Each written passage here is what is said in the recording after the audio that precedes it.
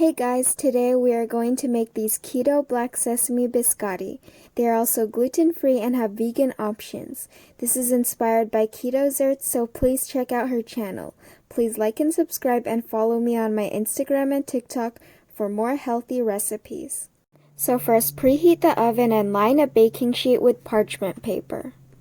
Add an almond flour to a medium bowl. You can make your own almond flour. Instructions are linked in this video.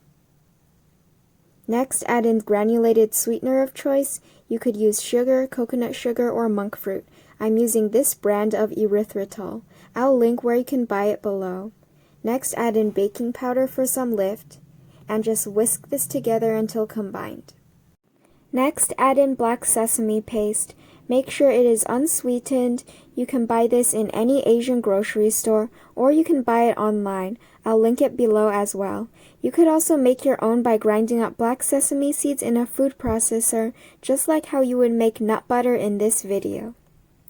Add in an egg. You could absolutely use a flax or chia egg.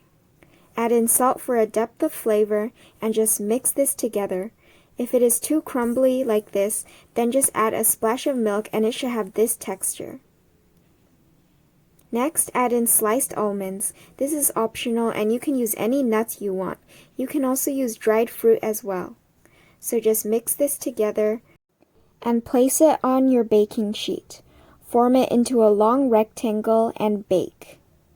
Let it cool completely, then slice it into 1/2 inch thick logs. If they are too hot, they will crumble and break apart, so make sure it is cooled completely.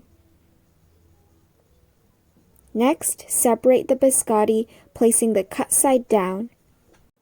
And then bake for 2 more times and cool completely before enjoying. These have a really nice crunch. They are perfect for dipping in your coffee. They are nutty and so delicious. Please like and subscribe, and thanks for watching.